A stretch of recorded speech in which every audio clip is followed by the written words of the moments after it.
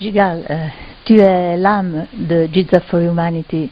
Quel est le but de cette organisation? Alors le but de cette organisation est avant tout de rechercher le véritable héritage des anciens Égyptiens.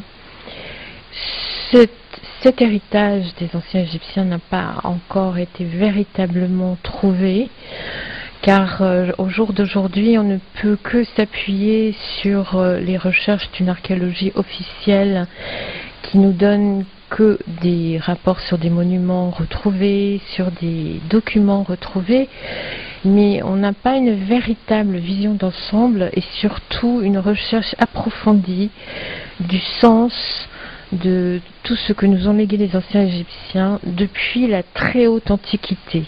On a beaucoup de choses surtout à partir de la 4e dynastie, mais on n'a pratiquement rien avant la 4e dynastie. Et c'est avant que les choses qu'ont voulu nous léguer les anciens Égyptiens, qui peuvent nous être utiles aujourd'hui, sont.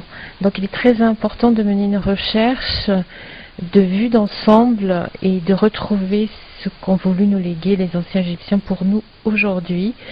Et c'est pourquoi je fais cette recherche sur le plateau de Giza principalement, car depuis 20 ans que j'ai fait ces recherches sur place, je me suis aperçue que le plateau de Giza en entier est une construction qui a été voulue. Ça n'est pas seulement un plateau géologique, mais ça a été beaucoup construit, reconstruit. Et surtout, il y a un réseau de souterrains sous tout le plateau extrêmement impressionnant, puisqu'il va du plateau de Giza lui-même jusqu'à 108 km au sud à Fayoum, et qu'il va jusqu'en Libye à l'ouest, et il va à l'est jusqu'au-delà de la mer Rouge. Et puis dans le sud jusqu'à Abydos, c'est-à-dire à des milliers de kilomètres. C'est un réseau souterrain extrêmement bien agencé, qui bien sûr a profité de cavités naturelles, mais qui est pour 90% des tunnels artificiels, créés de la main de l'homme il y a très très très longtemps.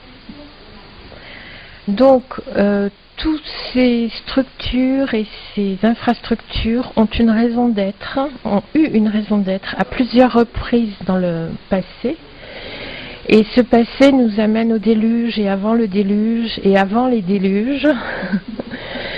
Et il semble, pour moi en tout cas dans mes recherches, dans tout ce que j'ai pu trouver et observer, puisque j'ai eu la chance de pouvoir accéder à des endroits non accessibles par le grand public, que ces infrastructures souterraines ont été très bien aménagées, y compris à l'abri des eaux, et tout un système hydraulique très performant existe. Donc c'est très impressionnant de voir la technologie des très anciens qui a été appliquée là, en fait pour protéger l'humanité. Donc ça c'est un peu le but de ma recherche, c'est retrouver tout ça. Mais Giza for Humanity est aussi là évidemment pour plus de transparence dans cette archéologie qui ne nous suffit pas. L'archéologie officielle est très importante parce qu'elle permet de cataloguer les objets et qu'on puisse ensuite faire des recherches dessus. Mais elle ne nous suffit pas dans le sens où on a besoin d'une vision d'ensemble et beaucoup plus ancienne et beaucoup plus profonde, avec une étude très approfondie. Et c'est pourquoi on souhaite qu'il y ait un mélange des capacités, c'est-à-dire qu'il y ait des ingénieurs qui participent, parce que les ingénieurs en construction, par exemple, sont beaucoup plus capables de nous dire à quoi servait telle structure, plus qu'un archéologue lui-même ou un égyptologue encore plus lui-même.